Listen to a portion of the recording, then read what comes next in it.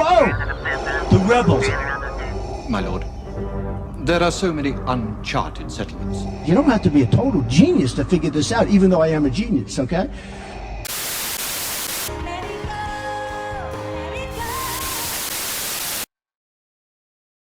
I want to be strong. Strength. A beautiful ring for a beautiful woman. I'm sorry? I want to be feared. What? Impossible! What did it... I want to be powerful. Someone call the police! Happy New Year, viewers! We are finally back after the Christmas break. I know in our last video we said we'd be taking some time away during the Christmas holidays, but a couple things went wrong while we were away, and it made it a little hard to get back into making a few videos.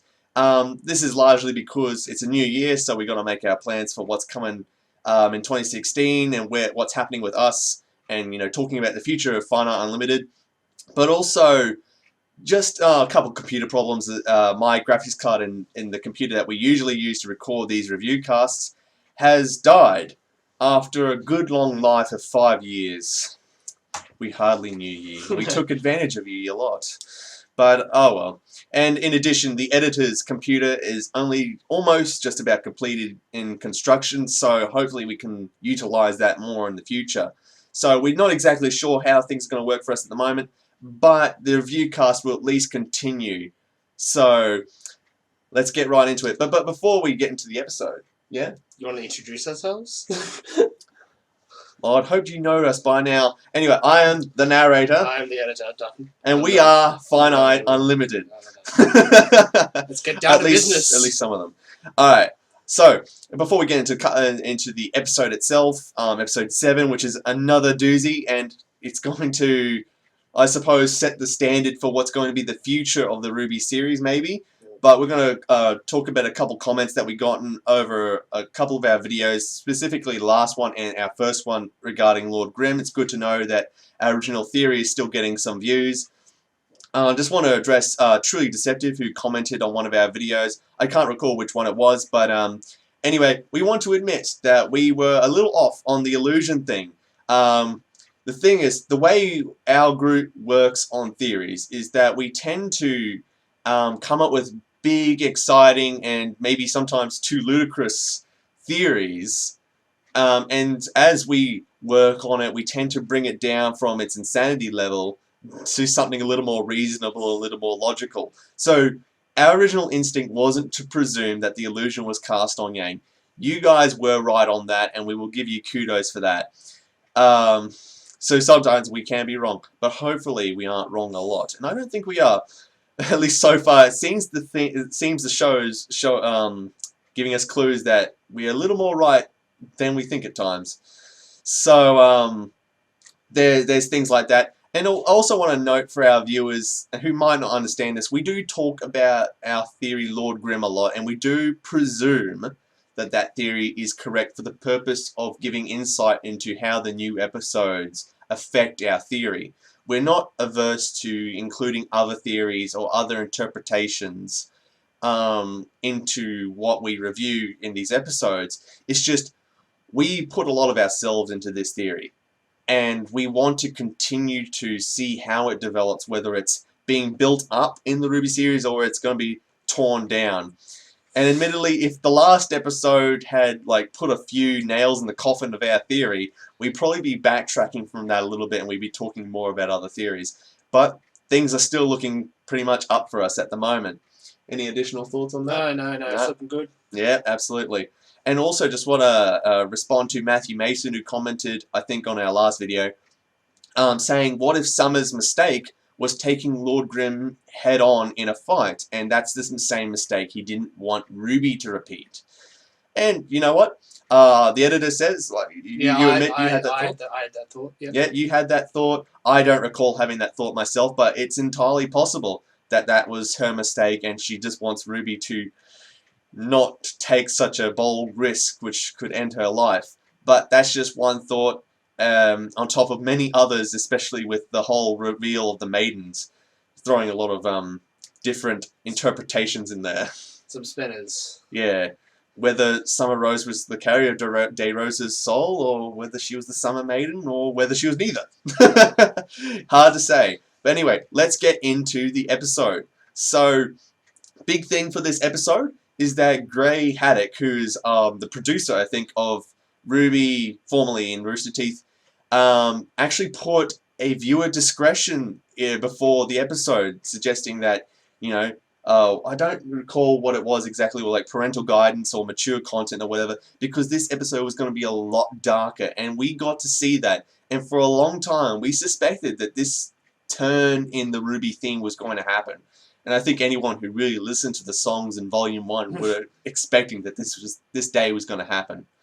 And ironically, this episode was called The Beginning of the End. And it just feels, you know, there was only a couple of weeks ago we were asking the question, like, would this volume be the one where, you know, stuff really happens? And I think that's, yeah, it really is. It's finally doing it. Anyway, let's get started. First of all, Cinder's talking in the darkness, saying, I want to be strong, I want to be feared, I want to be powerful. Speaks a lot to her drive, and it doesn't give you the sense that she's really altruistic, as I suppose we've thought so far.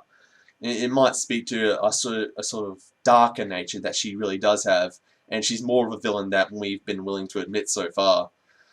The other thing we found out is that Emerald was indeed a thief before she met Cinder, living off the streets, stealing, using her illusion semblance to get what she wants from witless gentlemen. Well, anyone can be susceptible to it. Well, as we have seen, everyone has fallen for it so far. And also, ta-da, we have the mystery semblance, the mystery illusion semblance. We finally have someone. It was Emerald. We were wrong. It was not Neo. Okay, we thought we had a better basis for Neo being the one with the illusion semblance than Emerald, mostly because of the whole bizarre mirrors thing that Neo had going on. We weren't sure how that was working, but anyway, those of you who said Emerald was the one who had the illusion semblance, you were right. Congratulations. Celebrate good times. But yes, so we discovered that was Emerald's big quirk, and that is one of the big things that I suppose attracted Cinder to her. She was a very valuable agent. Asset. Yeah, asset, yes. So that's why she recruited her. But what is really interesting is what happened after Cinder took Emerald on board and got her escaped from the police and all that. Once again, we have that sort of darkness moment in the episode, and then you hear Cinder saying, "You'll question everything you know." And I'm not sure how many of you picked this up, and I haven't heard many other commentators or reviewers or anything say this so far. You can hear after she says that the growling of Grimm, and after that Emerald says, "This is impossible." So it seems to me that Cinder revealed to Emerald that she has some sort of connection to the Grimm, or something related to the Grimm that should be impossible that no one else knows. And this tags in with what happens later in the episode as well. So we can read into that very shortly. Then after that, a woman asks for an apprentice to a person who sounds like Ozpin. Now, we can't really be certain. We can presume that the woman might be Cinder, but I'm not exactly sure. But the Ozpin sounding character says he lives in the mountains. Now, if the woman was Amber, she would have likely been looking for a younger girl to train as her replacement to be the full maiden. And the fact that Cinder went to see Marcus Black may have been a coincidence, and they just happened to both live in mountainous areas, and that the person Amber was looking for was entirely different, or that Marcus knew someone that she might want to teach. Who knows? Or I'm wrong, and it actually was Cinder talking to whoever it was. I think there might be a worthiness in finding, because the maidens give power, but what about skill? What about knowledge? Yeah, that's right. What about understanding, compassion? There's more to the maidens than pure power. That's right. That's why you need a suitable, if you want to make a great maiden, you need a great person. Mm. That's why she would be in search of. There must be there is a deep philosophy behind it, so I suppose that must come into it. Now, here's one question I did want to ask though. Did Mercury kill his dad? Like, I don't think it was quite obvious at first when I first watched it. What was your initial reaction? Well, he was just lying there dead, so I think Mercury pulled his dad out, but then he spat on him.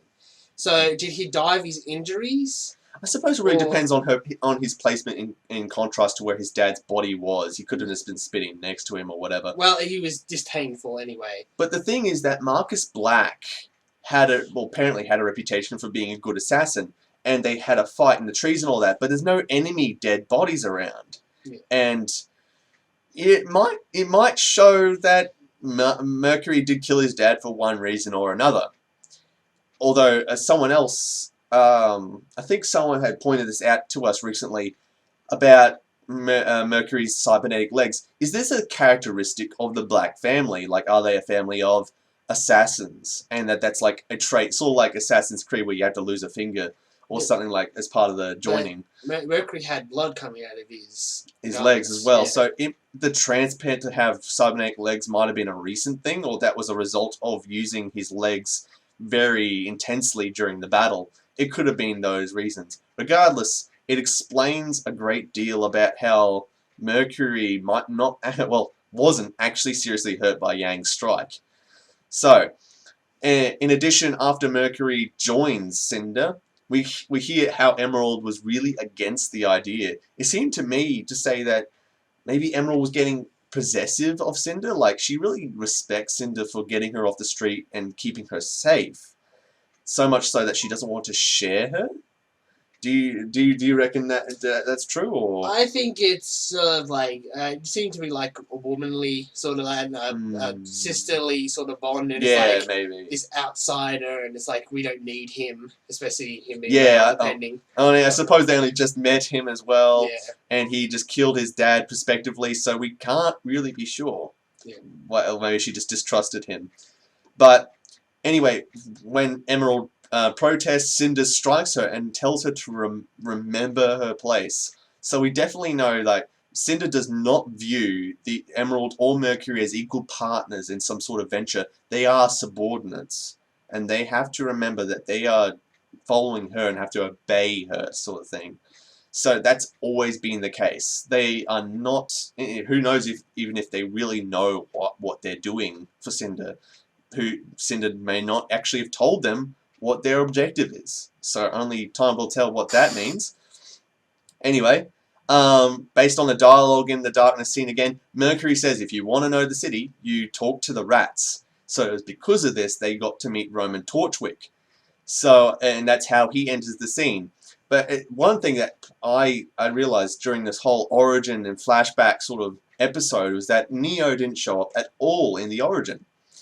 Now, this probably proves that Neo's not an agent of Cinder, per se, but the reason why Neo's involved is because of her affiliation with Roman, and that's how she came to be involved. Her background is still very interesting, though, because of her bizarre and almost enigmatic appearance and history, and the fact that she doesn't talk. It makes her really mysterious and really interesting. So she likely came in with Roman after he was intrigued by the gorgeous girl who turned out to be a little more intimidating than he thought. So I think he likes a strong woman. maybe he does. Anyway, after that, we have the next scene where Cinder attempts to recruit Adam, but couldn't convince him because clearly we don't work with humans. And we're not sure whether Adam is the top leader of the White Fang. He could be just one of the, I suppose, branch leaders? Yeah, cell leaders. One of the cell leaders. Like, who knows whether he's, like, leading this revolution or whatever, but it's plain that he's part of the White Fang leadership that are opposed to working with humans as a whole, even ones who are supposedly sympathetic to the cause. So, you know, he's like, well, if you knew me, you wouldn't have bothered trying to talk to me. And Cinder's trying to tempt him like, well, I have a friend in Vale who's trying to work on a revolution of our own. Now, what is that revolution?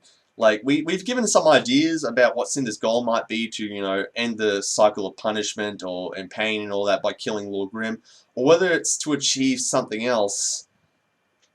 Wonder what that is. It's still very enigmatic. But whatever it is, she says that she needs the White Fang's manpower. So it says something, we don't know what. But I'm not sure it's the kind of revolution where everyone's happy and dancing at the end.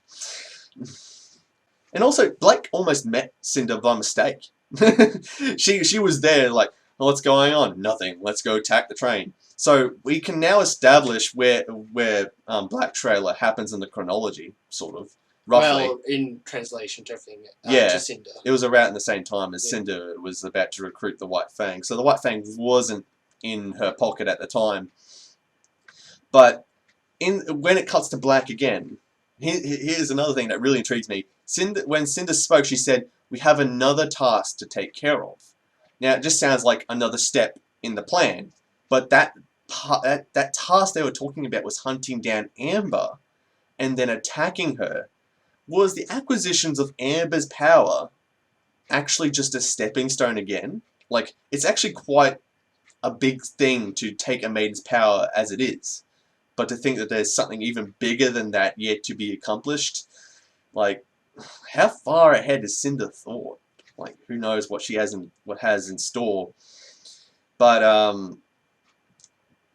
during the whole battle scene, we got to see that I think we are pretty happy about this point.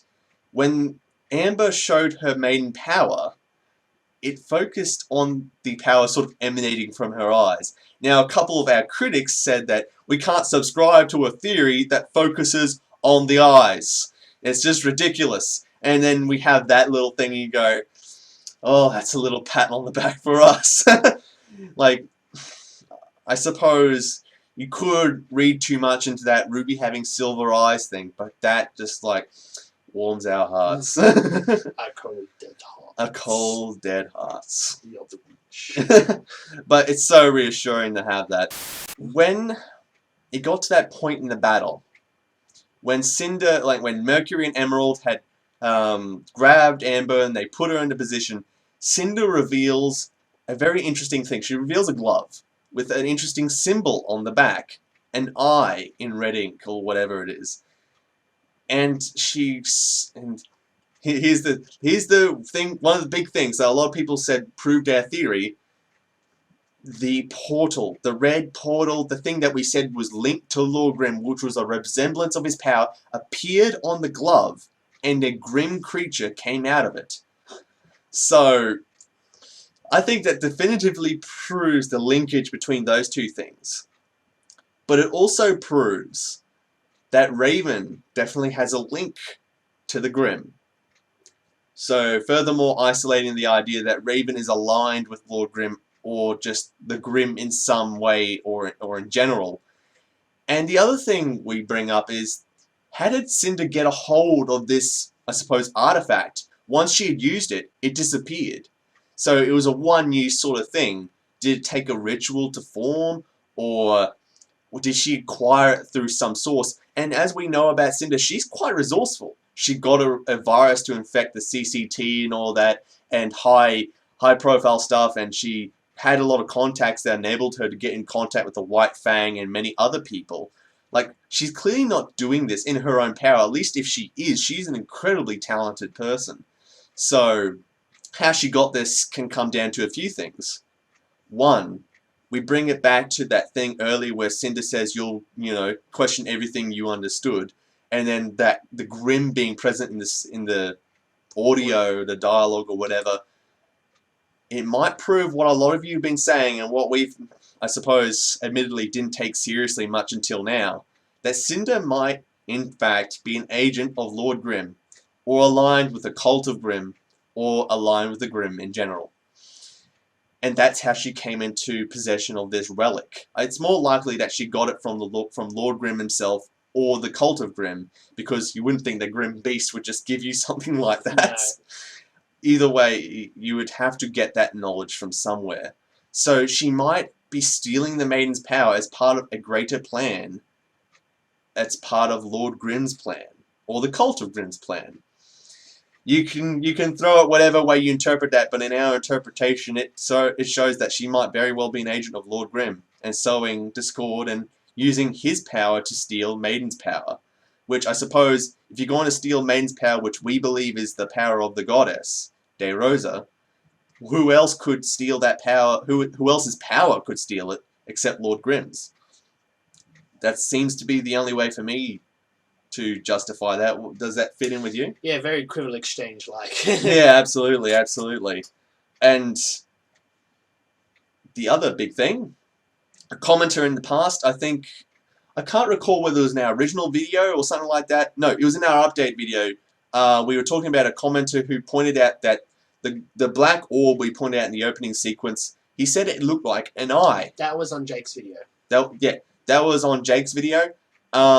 He said it looked like an eye, and we brought it up in the update video, and we made a bit of a joke of it at the time, and he replied to us by saying, you know, oh, I didn't expect you guys to take me seriously.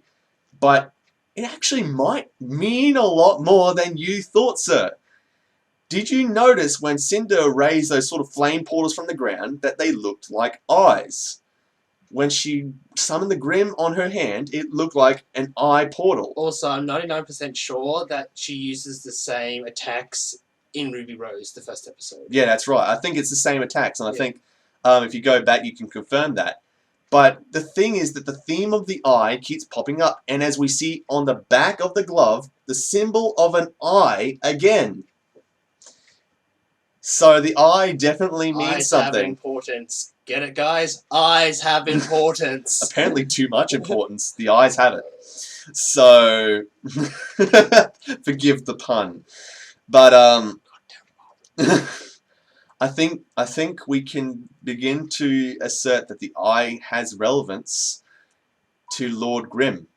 I think the eye symbol represents Lord Grimm, and even as they're stealing the power from Amber, if you look on the ground below them, the black portal that we said represents Lord Grimm appears again. Whether that means that was representing that their affiliation actually is with Lord Grimm, or that Lord Grimm may not be along with Cinder but knew that was going on and was about to kidnap them and in some sort of portal thing, but when Crow interferes, decides, nah, he's got this. Something like that. Yeah. Also, Crow must have the semblance of appearing just in the nick of time, or just before the nick of time, or just after it, rather, because he's always there, like The to moment save Yang and Ruby when they were far away, and then to save Amber's life, I suppose, just before the rest of her power was stolen. Like, I suppose Crow has a lot to regret, though, in the sense that he couldn't save Amber before that happened or whatever. But maybe that's his semblance, jokingly. But it's just funny how his plot relevance seems to always be that. Something like that. But what do you think? Is Cinder in league with Lord Grimm? Is Cinder maybe previously in league with Lord Grimm and stolen some of the things she needed from him in order to achieve her own goals? Or is she completely independent of Lord Grimm, having, somehow acquired a lot of things, stolen a lot of knowledge, stolen a lot of artifacts to get what she wanted? What do you think? And if humanity was smart at all, in the end of the episode, they would not have let the media air the news of the tournament tragedy, because nothing allows people to keep getting angry about an incident except by talking about it over and over again after it happened. Like, Professor Peter Port and Professor Oobleck cut the cameras the moment that happened at the tournament because they knew the consequences of doing that. But apparently the media doesn't have quite the same ethics. Who cares if we're attacked by the Grimm? It's not like the world's going to end. Oops. And as we've seen from the news report, the Grimm are actually attacking, like, in droves. And if you look again, the elephants are even attacking the city. And if we go back to what Oobleck said when he was talking about the elephants, like, they're waiting. Well, they're not waiting anymore, Professor. They're on the march. They got the signal. It's time to attack. Thus begins the drum of war. That's why this episode is truly the beginning of the end. If our original theory pans out and Cinder intends to knock out the CCT towers, and as we know from the World of Remnant episode, if you take one down, they all go down, meaning inter-kingdom communication stops. Is so stupid. It's Ozpin such says a it's flaw. poetic. It's stupid. It makes no sense. Only unless it's plot It's plot-worthy. Yeah, plot-worthy. Unless it makes no sense in real life. No logical sense. So it must be for the plot. It must be. But that I think that World of Remnant episode confirmed that that's part of Cinder's plan to end communication between the kingdoms. And in addition, if she does, as we predict, destroy the Atlesian fleet during the finals of the tournament, then you can expect a lot worse than a Grimm attack or a Grimm horde attack. I think we can reasonably presume, perhaps, even Lord Grimm's appearance by the end of this volume. Maybe we're just a bit hopeful, or maybe that's how this volume is going to end, on a massive cliffhanger. So, but I think what is most intriguing of all, and what might give the most insight into what you think about Cinder's true allegiance, or Cinder's true plan, is the speech at the end, I think. I think it was at the end of the episode, or something like that, when 4/5, I would say, of the episode. something like that. Yeah. When Cinder's talking about when Crow interfered in taking the power. She said, I got half the power until the huntsman intervened. And she continues this dialogue as if she's having a conversation with a silent person. And then she ends the dialogue. Like she's talking about, like, there's an emptiness, there's a hunger. I like it. Yes, I will take back what is ours. We'll claim what is ours, or something like that. She wouldn't say that to Emerald and Mercury. They're not partners in her conspiracy. They are not getting anything out of this other than what Cinder gives. And you could say that Adam is the one she's talking to, but you think that he'd talk back? Yes. And why would she also tell him about, like, her deepest secret about this is the source of my power sort of thing? Like, I don't think she'd tell him about that. I think, and I think you agree. Yes, I agree. And I think the rest of our group agree, that the person she's talking to is her master, Lord Grimm himself. Take back what is ours is referring to the maiden's power belonging perhaps to Lord Grimm. After he defeated Dayrosa, all that was hers is his. And that Cinder is in fact an agent. So I think it's like a really bad divorce. Yeah, it's really bad. Like, you didn't read the terms of the prenup or something like that. It's like, well, if one kills the other, you get 100% of the 100% of the possessions or whatever. Yeah. Remnants. But 100% of the remnant. Don't read too much into that. Actually, read a lot into that. It means a lot. But yeah, there's so many mind-blowing things are coming out of this. And I think if we're going to be disproven on anything that we said in our original theory video, Cinder being an agent of Lord Grimm isn't so bad, because in a way it's still proving that Lord Grimm exists. And she has an objective. That she does actually have an objective. She's not just an agent of chaos. But speaking for ourselves, we did actually prefer the idea that Cinder was in it for some sort of heroic objective, albeit doing it in an evil fashion. We sort of like that idea of her being the complicated antagonist before the real villain appears. But to imagine her as sort of like, oh no, she was just the lesser evil hiding the greater evil, is like, oh, maybe not as good. But maybe that's just speaks to our group's taste on, you know, how stories should be done and how we preferably like to write them. And maybe Monty and Miles and Carrie just had a different idea on where it was heading.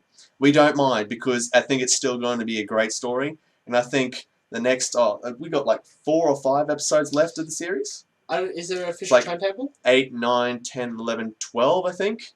I think there was meant to be 12, because I think there was 12 last the first volume as well. The first volume was 16. So yeah, but then they increased the time lengths between them. I suppose. Well, in between each episode. Episode 6 was the halfway point? Yeah, that was the midpoint, I think. That's why I think they designed it so that the break would be there, and then they'd come back, sort of thing.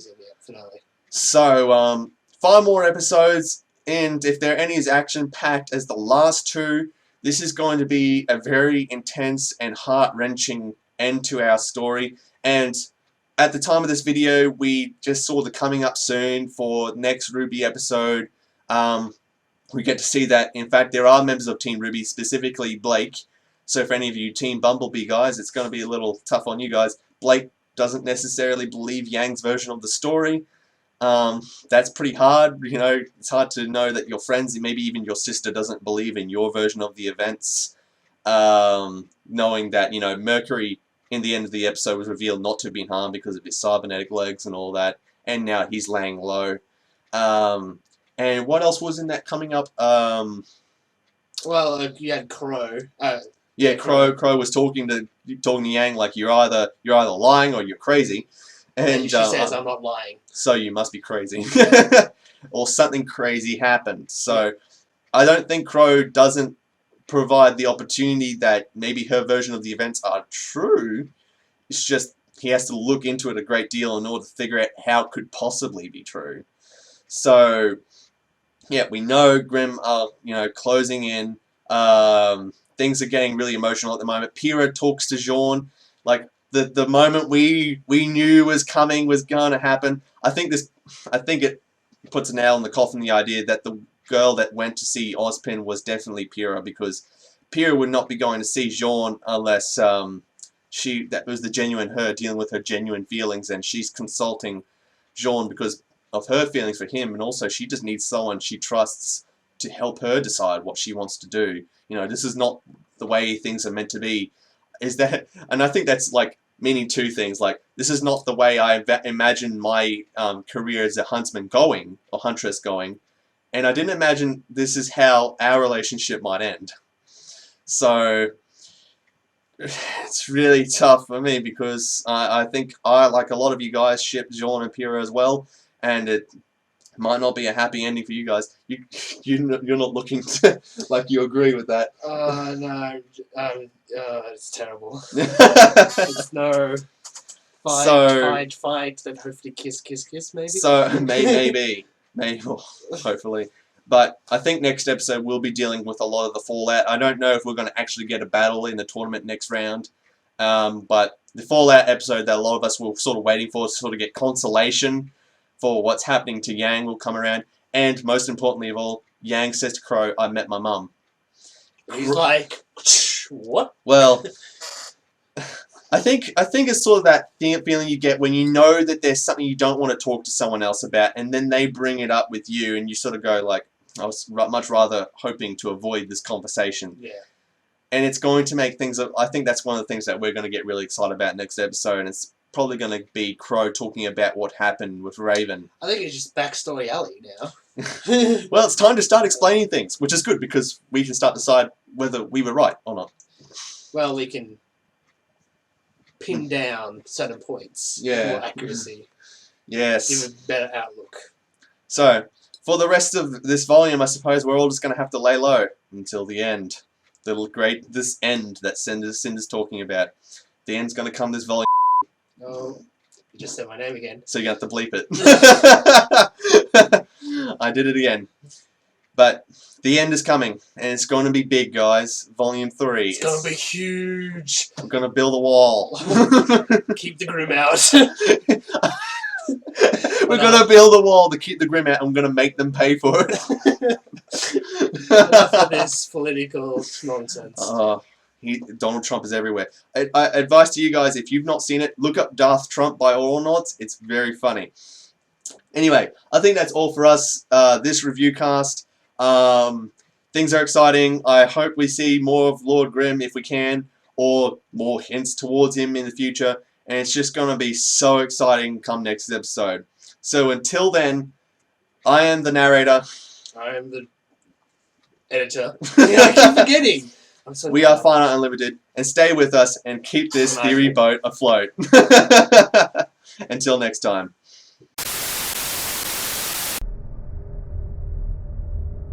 The huntsman severed the connection before it was complete. Us. Yes, it's an emptiness.